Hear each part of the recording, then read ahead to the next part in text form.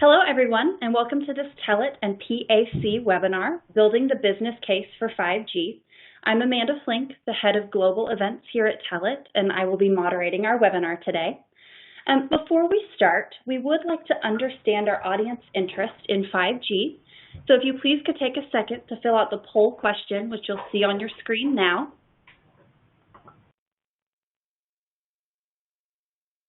Now let's get to know our speakers today. To explain this topic, I'm pleased to be joined by two speakers. First, we have Ollie O'Donoghue, Senior Analyst at PAC. Hi, Ollie. Thanks for joining us today. Hey, great to be here. And second, we've got Marco Contento, the VP of 5G Technologies at TELET. Hi, Marco. Hi, Amanda. Thank you for the event. Great. Just before I hand it over to Ollie to start the presentation, I do have a few quick reminders. I would like to encourage our audience to interact by posting questions. We will have time to answer some of those at the end of the presentation. You may submit a question by posting in the box to the right of the slides.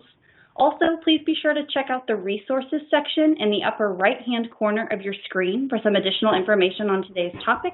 There's a white paper, use cases, a few blogs, and we will also have the presentation slides available to you. Finally, we will send out a replay link to all attendees at the conclusion of the webinar today. And with that, Ollie, I will hand it over to you.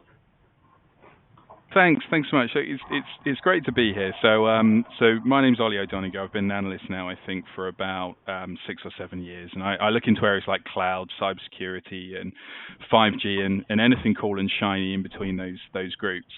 And one of the most interesting studies I've worked on over the last few years is this study. So we got a group of sponsors, including TELET, to join us on this journey, where we want to understand how organizations in Europe were building the business case for 5G.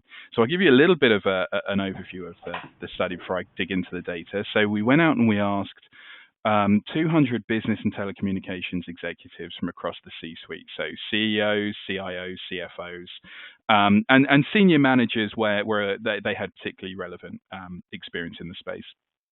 We targeted 4 countries, so France, Germany, Italy, and the UK, who are all moving in different directions at different paces as they go on this journey.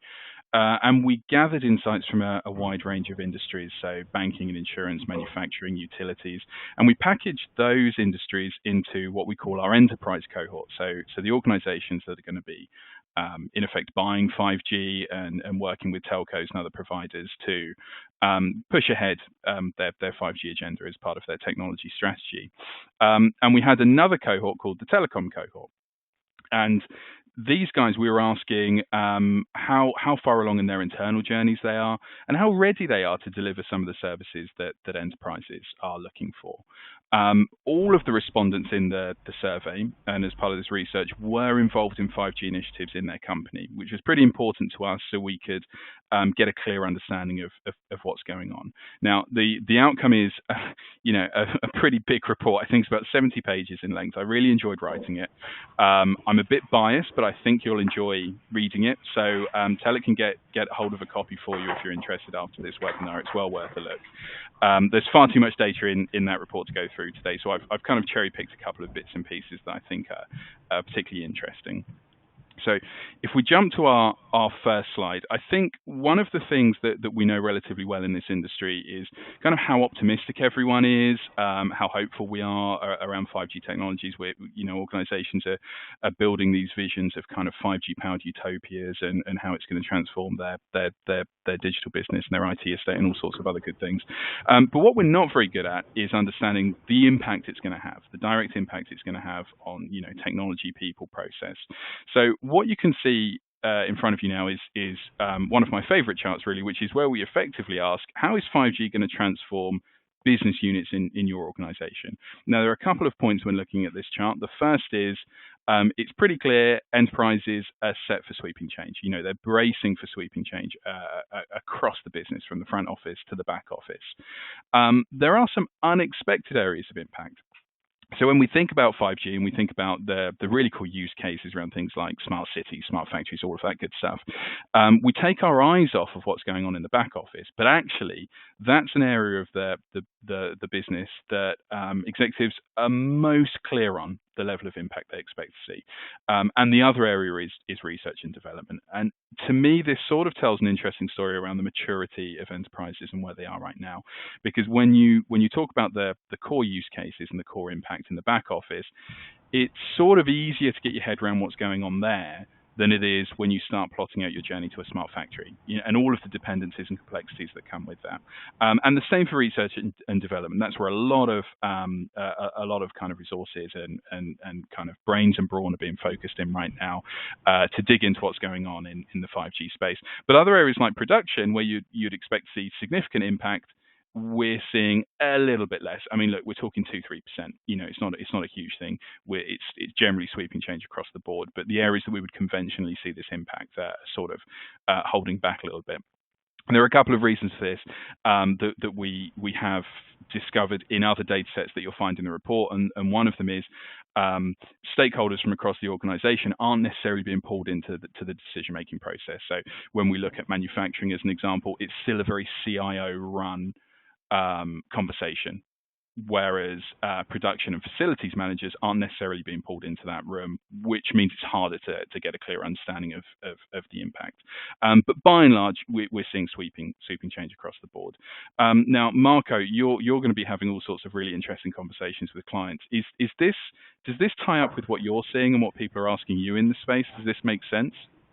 Yeah, this makes sense. I will say that, of course, we have to differentiate who are the consumer of technology, who is the producer of technology. Of course, the level of involvement and also investment it can be different. Surely, in this phase, we are experiencing a situation where the 5G is representing somehow the evolution of the legacy 4G business somehow, so improving the connectivity or the throughput, things like that. So this is having impact on the current product. But we have not to forget that 5G is also bringing new possibilities and new use cases that will be enabled by the next generation of the standard, essentially. So in that case, we can expect that in a year or two from now, the situation or this picture somehow will be different. Yeah, I couldn't agree more. And actually, we're hoping to run this study again in a year to 2 years, because I agree. I think we'll see huge changes. What I think is interesting to do next. So I have another chart where we're talking about the same topic effectively, so impact, and it kind of touches on some of the points there, Marco, where 5G is kind of this enabler of new things. And what it does, it means we can kind of spin the story on its head a little bit, and we can understand that the impact that we're seeing in those business units is largely a technology impact, at least right now. So we asked the question to our enterprise cohort, how do you think 5G will transform business technologies?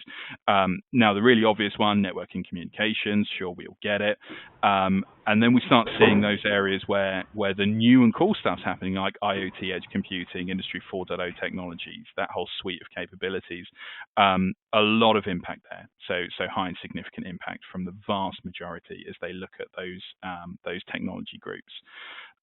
There is also a lot of investment going on right now in automation and AI, data management and analytics. A lot of the enterprises I speak to, this is sort of where they're spending a lot of their time at the moment. If you're thinking of packing out sense density in a factory, and all of that data is flowing in, you're going to need some new solutions. And the same for things like core IT infrastructure. So that modernization piece is something you'll read a lot about in the report. I'm probably going to mention it 2 or 3 times today, just in the short time that we have, because that's where a lot of mind share is going into right now. But I think perhaps one of the biggest pieces you can infer from combining these two charts together is, and it follows every kind of period of technological change, is enterprises are much clearer on the impact that's going to happen to technology, but it's really hard to draw that thread out and understand what's going on in the business.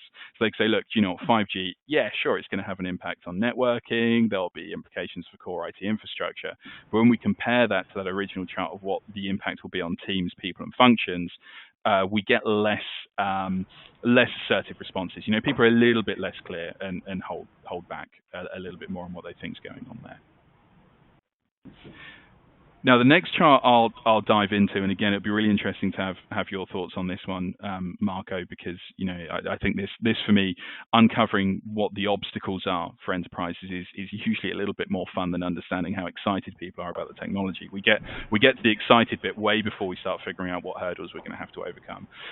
So we asked enterprises, what are their top 3 obstacles to the adoption of 5G in their business?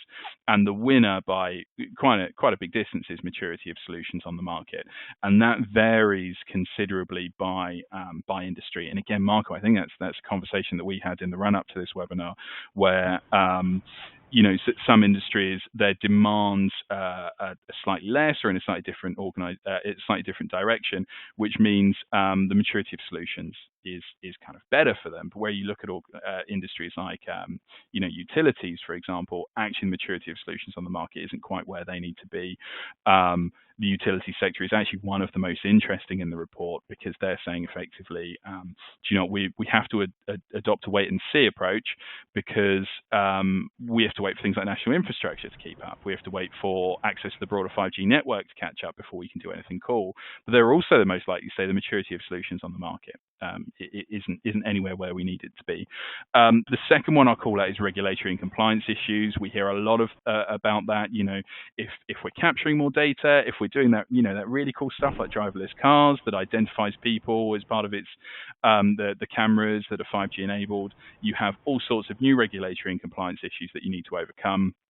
And even old ones from other technology pieces, because you're connecting more and the data is going in, kind of being funneled through the organization in a slightly different way, opens up a new kind of world of regulatory and compliance concerns. And the final one I'll touch on before seeing it, Marco, if you're seeing the same things, is talent shortage. Now, I've been an analyst for a long time. Talent is always top of the agenda. What I think is interesting in the 5G space is organizations are really unclear about what they're going to do about it. So enterprise saying, sure, we've got this shortage. There is a small amount, again, that data isn't in this slide deck, but it is in the report, that are saying we'll focus on reskilling our people, but it's nowhere near what you would expect for the level of impact they're describing in those previous 2 slides. By and large, they're looking at working with partners. So a lot of enterprises are saying, look, we're in a variety of different conditions. So the first one might be we have a decent team, but we have gaps. We'll bring partners in to help us with those gaps. It might be that we've got a lot of training to do internally, and in the meantime, we'll be working with a partner to scale us up and help build out our own talent pool. And this is often a strategic decision.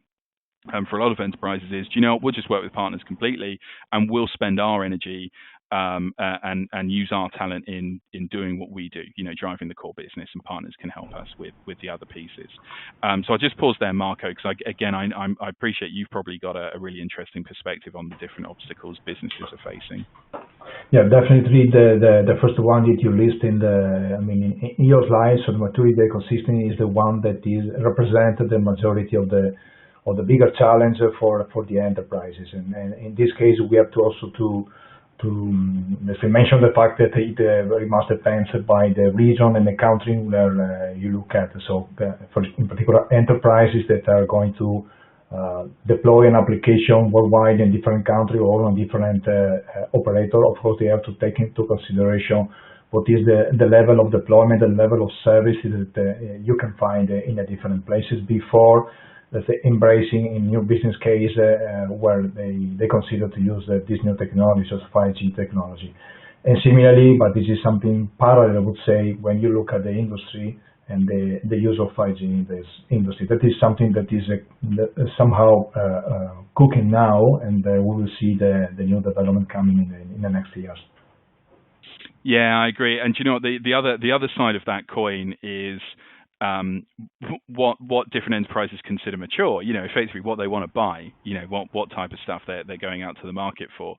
And we have another interesting chart. You'll notice I call all of my charts interesting, but this is another one of my interesting charts, where we've effectively built out the shopping list for enterprises. We ask them what it is when they're talking about 5G. Which capabilities does it bring to their organization that are particularly important? And I mentioned this a little bit earlier. This is a big industry play for some sectors. Access to the broader 5G network is right at the top there. Almost all respondents mention that as either important or very important. We also see areas like, for me, what I would call the foundational capabilities, so things like availability, reliability, security. When you look at a lot of the POCs that organizations are working on right now, these are the core foundation of what's enabling some of those really cool case studies and POCs. So having that greater availability, that reliability, that security. And when you think about some of the most advanced, like remote surgery, right? And it's an odd example because I don't think I'll be putting my hand up to be the first on that list. But when you think about the idea and principles behind doing remote surgery or remote healthcare, you wouldn't even have thought of having that conversation if it was over Wi-Fi, right? But because you have that reliability, availability, and security built into 5G, you can start having conversations like that, and around other things like driverless cars and the security and safety associated with it, and core industrial use cases. When you're looking at kind of vulnerabilities across a factory floor and uniting all of those pieces and the bandwidth that you need from great data sensor density and transferring data. These are conversations that enterprises can start having. The other piece I'll note whilst looking at this slide is that some of the pieces that you would consider, I guess when you're having a 5G conversation, it's really difficult to have one without mentioning low latency, and yet that's at the lower end of this list. And what we're really seeing here again is that maturing of what enterprises want. So low latency is sort of a table stake now for a lot of conversations for executives. They assume it's going to come with any 5G solution that they buy. It's part of it. And I think if we do this study in a year to 2 years time, you'll see the order of this list move around a little bit, where things like high availability start moving lower down, not because organizations don't want them, but because they're sort of assumed. It's part of the fabric of what they expect from 5G. So their shopping list kind of looks slightly different. And again, I'll just pause there, Marco. I don't know if there's anything on this list that jumps out as a surprise to you, or you think is interesting, or it's exactly what you're hearing. No, it doesn't surprise me, this ranking. Surely this reflected the situation we are living now. So essentially the first wave of 5G based on 3GPP release 15. But essentially, we rely on the bandwidth, capacity, and things like that. And the three bullets that you have in your list, like private 5G, network slicing, low latency, are something that is, yes, it is in the agenda of 5G, but those are something that will come later. We are all working on that, and definitely next year the position of these three bullets will be changed. Will be in a different position, because we have not to forget that 5G is going to enable new use cases. 5G is enabled in that sense. Yeah, absolutely. Yeah. And so this is another one of, there are two slides that I'm going to show you over the next 5 minutes, and they are by far my favorite data sets from this piece of research. So I think they tell a really interesting story. The first one is, now when you look at all of that change that we've just described, that big shopping list, those obstacles to overcome, you would sort of expect enterprises and the telecom sector to have a decent handle on what lies ahead, right? And perhaps that's an unfair assessment because it's such a huge piece of work. But even so, you'd sort of expect there to be some strong strategies in place, at least for a large chunk of the sector. The surprising part, and it was a real surprise when we dug into the results, is that for both the enterprise cohort and the telecom cohort, just over a third of respondents in each category have a clear strategy for integrating 5G into their business. The majority are in an experiment or exploration stage. They're saying we're exploring the value 5G can offer, and we're experimenting, and we're trying to figure out what this means for our organization. We understand the impact. We want to buy these capabilities, want to build them into what we're doing, but we're still very much kind of in the stage of playing around with things. The other side of that coin is we're experimenting but are unclear on general strategic direction. And finally, just we're completely unclear. And when you package all of those pieces together, that's the majority of the market for both enterprises and the telco sector. So, in summary, it's sort of quite a concerning lack of strategy when you look at it, given how far we are into this journey. And for a lot of organizations, they're still really in the early stages of understanding what it means for their business. The one piece that I think perhaps is the most interesting is when you look at what's going on in the telco space and what enterprises expect, and we'll dig into that a little bit later in one of the other charts, is they're on their own journey right now. They're doing their own kind of internal work to kind of become 5G ready and to build this capability, that they sort of have their hands full and aren't really ready to come out and help the enterprise cohort on their journey, which might hold back some of these roadmaps. And in the next slide, we'll see kind of what impact that'll have, because what we've got here is the timelines that both of these cohorts are working on. So we asked both over what time frame do you expect to implement 5G within the next 2 years. And the interesting piece here is that the enterprise cohort's really optimistic and ambitious, right? So the majority, well, I say majority, just over half, are saying we're going to implement 5G within our business within the next year, right? So within 6 months or 6 to 12 months as part of both of those categories. There's a similar sort of proportion on the telecom side. So they're kind of pushing ahead internally on their own journeys, but it links up really neatly with what the enterprise cohort are doing. So their roadmaps effectively align. The challenge here, of course, is that enterprises, to an extent, are reliant on the telecom sector to get there first. So they can find a partner and work with those two to go on their own journey. So as an analyst, I'm kind of looking forward to the next 2 years digging into this space, because there's going to be some interesting trends that we can spot. One of them might be a first mover advantage, for example, so that the telco that gets in there first and is able to work with the enterprise cohort first might become kind of the winner of that particular market, either regional or industry. That being said, there are challenges ahead, right? So if you are that first mover, you need to have a partner ecosystem plotted out and ready to tackle some very specific enterprise challenges. For example, that core modernization work we were talking about in the other slide, or integrating different data flows that have now been enabled as a result of 5G. So again, I'll quickly pause because I've just blasted through those two slides. For me, they're the most interesting. Marco, what do you think? I think that this slide essentially represents very clearly the situation that we see in the field. Of course, we see often a disconnect between enterprises, so consumers of technology, compared to the telecom that are those that are expected to provide the technology or cover it somehow. So the enterprises recognize this disconnect sometime, and therefore they have to consider in their business case whenever they have to approach the market globally, and have to consider different situations in different countries. Definitely, this is a hot topic that has to be on the agenda of the enterprise. Yeah, and I think what it's a set of data that we don't have in the slide deck here. It is in the full report. I'll continue to plug my report, get as many reads as I can. They're leaning on partners. So telcos are looking for partners to help shave off some of that time so they can get there faster, and enterprises are doing the same. So like I say, for me, it's going to be a fascinating next 12 to 24 months.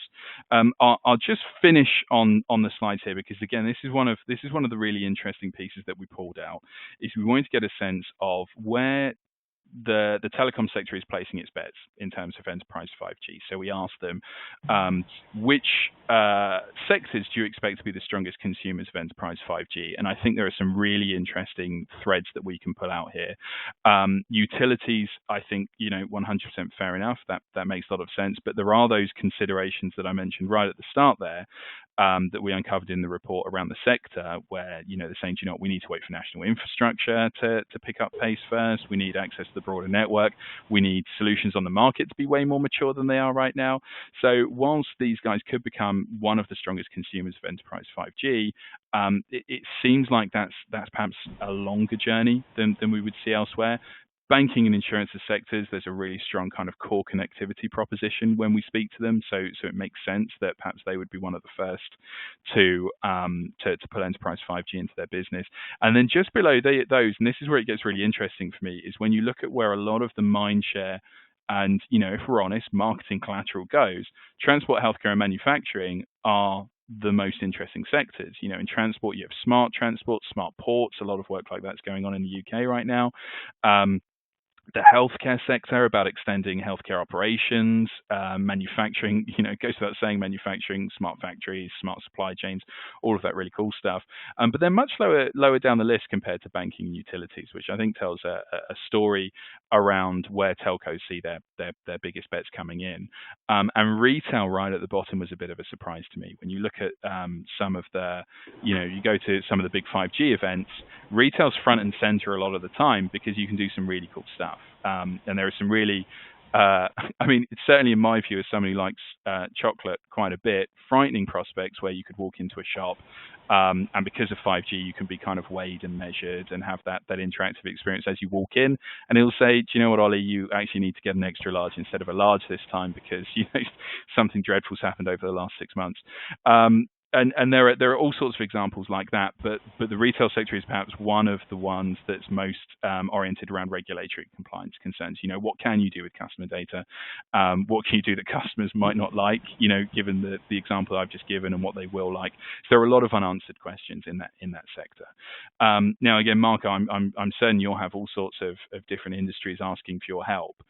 Is there anything there that jumps out as kind of a missed opportunity for the sector, or does that order kind of add up with what you're seeing?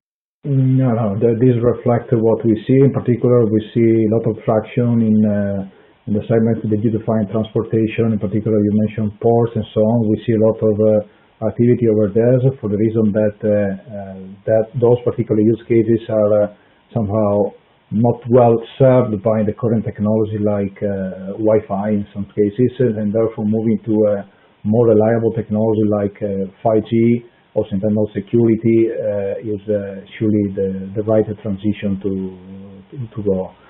And also manufacturing, that is also an interesting segment that is still in the early stage. We see a lot of proof of concept trial on the world, but this is a promising segment. At the moment, they are also targeting very basic use cases, but in future, of course, they are looking at low latency communication, time-sensitive method, and things like that. These are the two that we see a lot of traction. Not yet on the utility, except some interest in using 5G for the grid side, let's say, in particular considering the even more introduction of the renewable energies generation that requires synchronization across the generators. These are essentially the parts of the segment we see traction. Right. Thanks. Yeah. Again, when digging into the specific industry use cases, I think that's where a lot of the gold is buried. To understand how these industries are going to use 5G to transform. So that's all the data I have to show today. Like I said, there's a wealth of it in the report, so we can get a copy out to you if you're interested in digging a little bit deeper. But for now, over to you, Marco. Thank you, Ollie. Thank you for the presentation. For the people that are joining now, I'm Marco Contento, VP of 5G Technology at Telit. I'm dealing with essentially the 5G program since a few years, when we started to develop a 5G product. We are currently now in the phase of developing the second generation of products that are based on the Release 16 standard. And I'm here to give an overview of what's going on in the market, in particular the traction that we see and essentially the challenges that we see in the market, in particular for the enterprises that are willing to integrate 5G. First of all, I wanted to give an overview of what is the impact of this technology that is entering into the market. Essentially, we are living a transition in the cellular technology space. So far, we have used to use the cellular technology to satisfy the personal need to communicate with for smartphone and other devices, and to connect and also control IoT devices to get data essentially. With the 5G, the promise is essentially to enable new use cases. So we mentioned before that at the moment, 5G is serving the broader market as an evolution of the current technology, 4G technology. But there are other interesting areas or use cases where 5G will be used. And there, use cases that so far were not possible to address with the past technology. IHS estimated by 2035, 5G will enable 13 trillion of global opportunity and economic output. 2035 comes from the fact that represent almost 20 years from the market launch of 5G technology. In the history, we know that after 20 years, essentially technology represents the peak of penetration. So here we are considering that 5G will reach the peak penetration even before, because we have seen or we have experienced a huge hype, and we see a lot of investment around. Effort that has been by the regulatory activity, standardization, R&D under the many aspects. We know that there has been a lot of investment from the chipset vendor, but in general from the core technology providers and also by the device manufacturer, application developers. So all the world is working in the direction to enable this technology. Needless to say that 5G comes with a significant complexity with a different order of magnitude compared to the legacy technology, and will require also several intermediate steps to enable its full potential with respect to the applicability of the new use cases. We know that 5G will come in different waves. The first one, based on Release 16, is essentially serving the broadband market.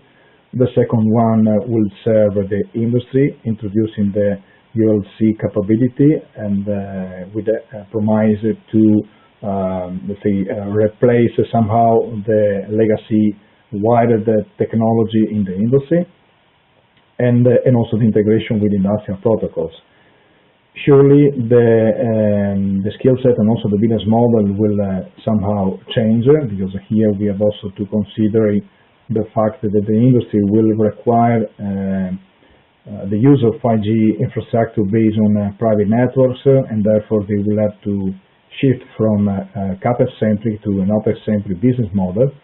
So this will require a fundamental change in how the companies in the manufacturing space will operate.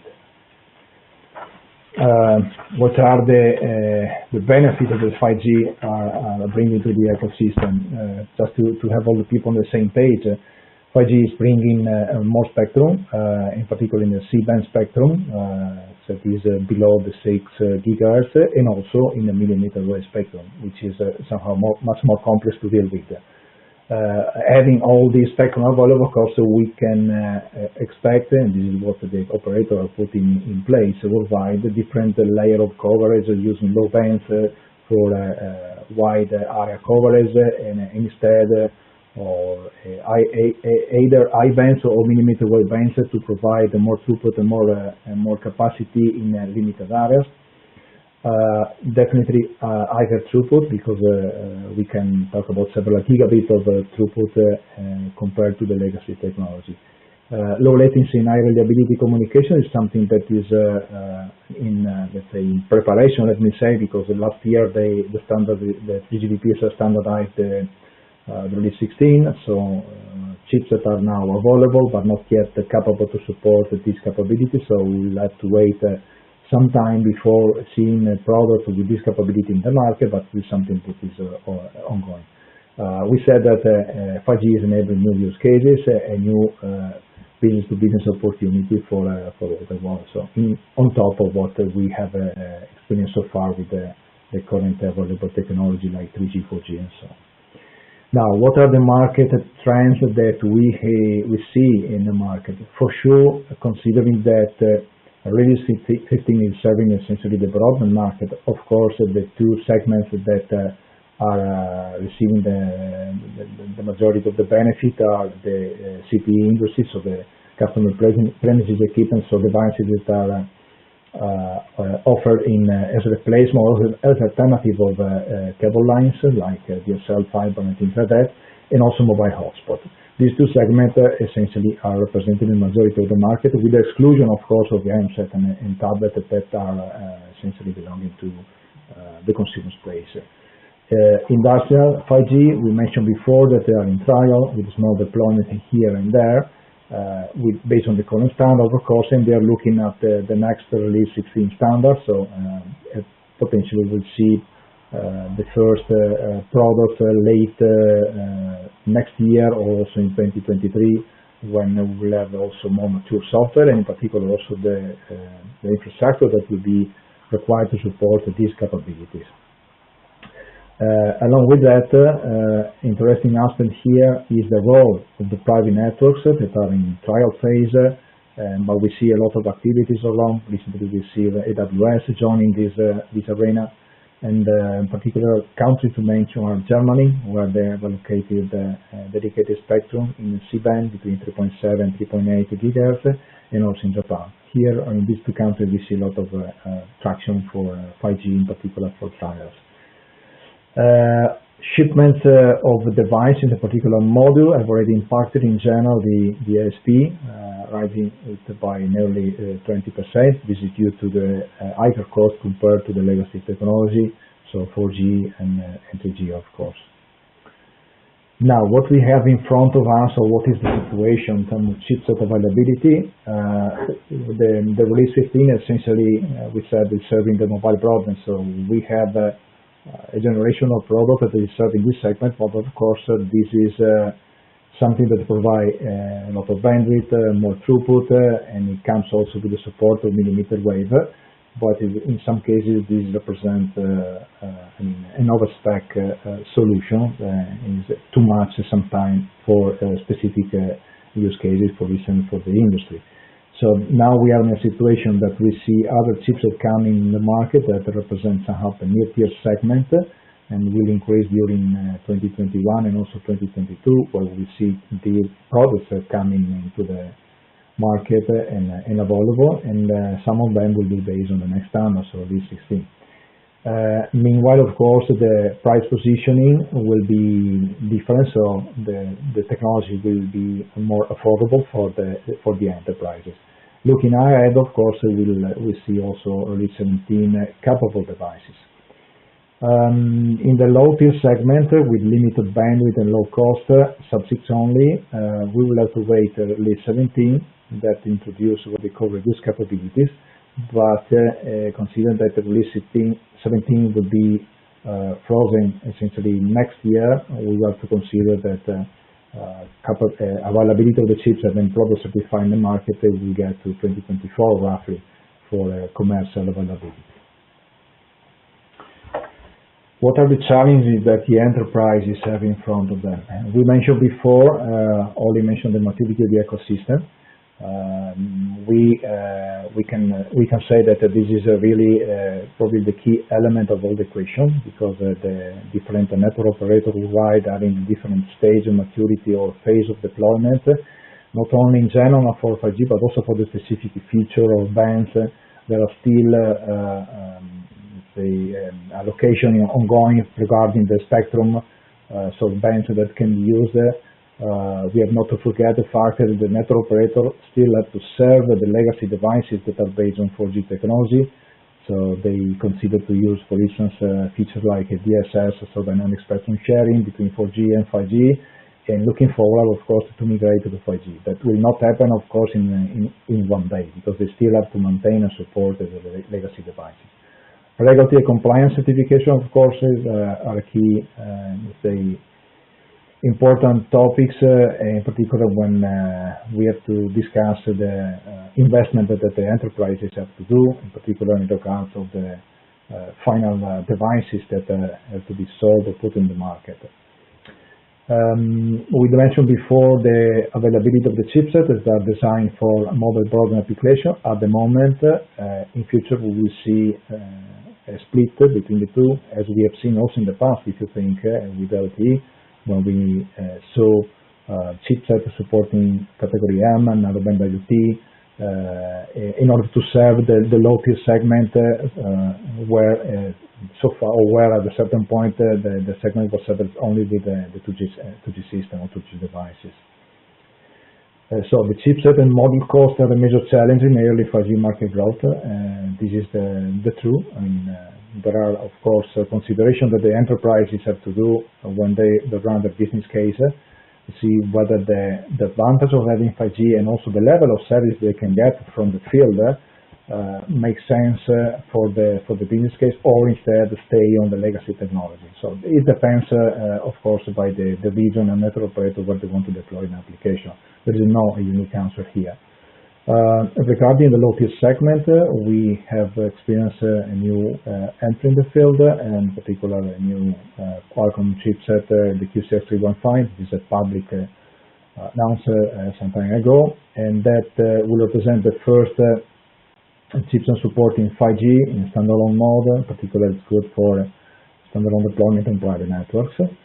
And then the next wave we expect to see will be the Release 17, the Red Cap, so-called, that will somehow be positioned similarly to the current LTE Category 1, Category 4. But the question is whether we will see really this chipset, or we will have to wait till Release 18, that is called also 5G Advanced, where we see some activity of extending IoT capabilities that apparently in Release 17 will not be there. Last is whether to support or not millimeter wave, which is also an important aspect because the technology is even more complex, and of course bandwidth and throughput have the advantage of providing better figures somehow. Coverage is anyhow limited because usually the millimeter wave coverage is limited to limited areas. It can be either stadium or shopping malls and things like that. So the limited use cases and market has to be considered in all the equations. So I believe I've touched the major, let's say, points, in particular in regard of the challenges that the enterprises will have to consider when they will consider to integrate or develop an application using 5G technology. And last, important to remind to the forum that at Telit we are used to design and develop devices, also hardware devices supporting essentially all the cellular technologies. Along with the hardware, we also offer connectivity and also platform to connect the edge devices to essentially to the platform, where the customer can also collect and aggregate data and also manage the device remotely. So we are essentially a provider that is capable to offer a device that is connected.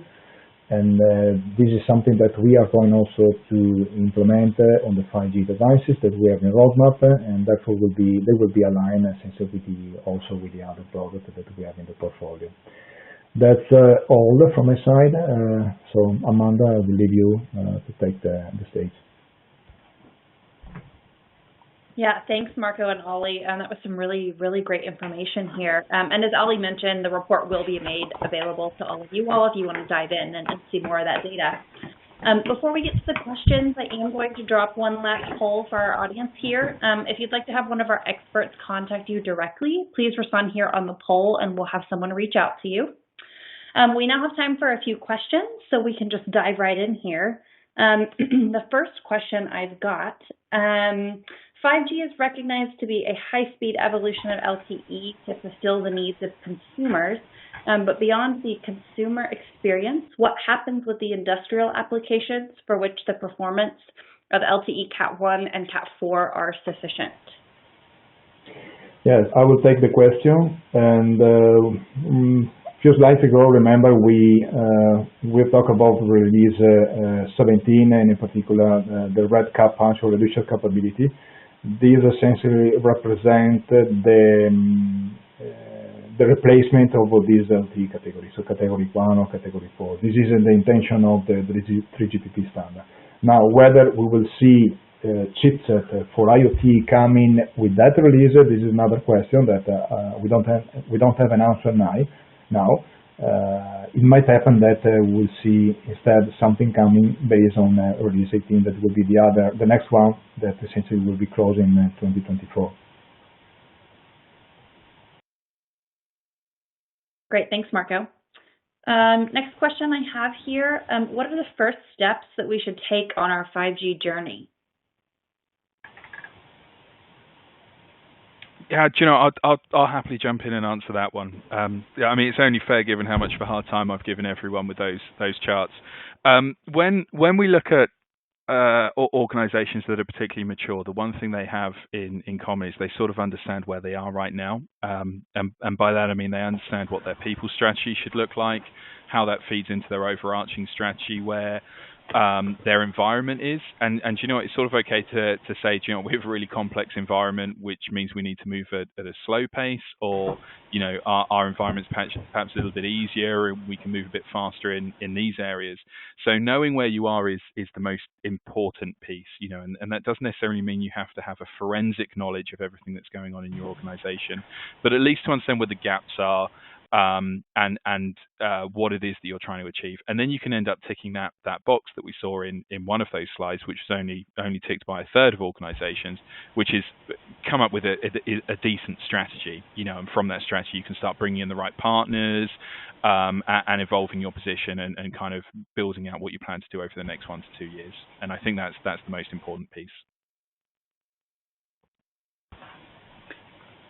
Great, thanks, Ollie. And here's another one maybe that you want to take. How are solutions developing? Like, is the market ready for enterprise demand?